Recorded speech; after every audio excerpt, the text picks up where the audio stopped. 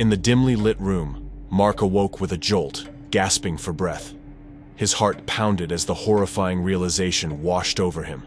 It was happening again. He was trapped in the time loop.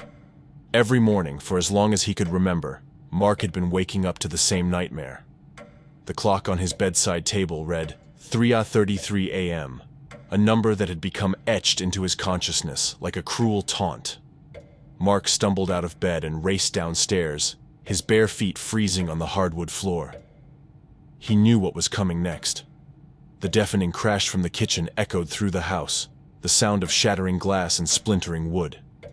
His wife's terrified scream pierced the air.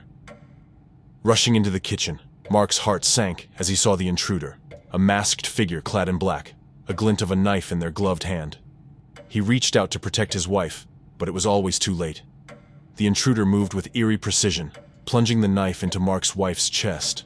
Her agonized scream filled the room, and Mark's world crumbled as he watched her life drain away, helpless to stop it. The room plunged into darkness as the intruder vanished into thin air.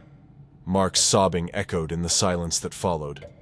But he knew what would happen next. The loop would reset, and he'd find himself back in his bed at 3:33 a.m., his memories of the previous iterations haunting him like a curse.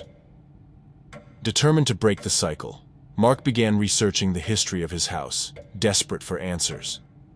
He discovered a newspaper article from decades ago, a brutal murder-suicide that had occurred in the same house. A husband had killed his wife before taking his own life. Could this be the source of the time loop? Mark had to find out. He dug deeper, visiting the local library and consulting experts in the occult. They revealed an ancient ritual, a way to communicate with spirits tied to a cursed location. That night, Mark followed the ritual, lighting candles and speaking incantations in the very spot where the murders had occurred. As the clock struck 3:33 a.m. once more, he felt a chilling presence envelop him. A ghostly figure materialized, a tormented soul doomed to relive its own heinous act for eternity. Mark pleaded for release, offering a way to break the cycle. The spirit hesitated, its ethereal form writhing in anguish.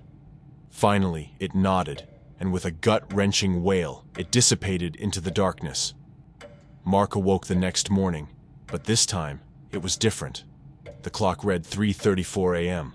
He rushed downstairs, but there was no intruder, no crash, and no screams. Tears of relief streamed down Mark's face. The time loop was broken, and he had found a way to set both himself and the tormented spirit free. Though the memories of the horrors he'd endured would never fade, Mark could finally begin to heal, no longer trapped in a nightmarish cycle of death and despair.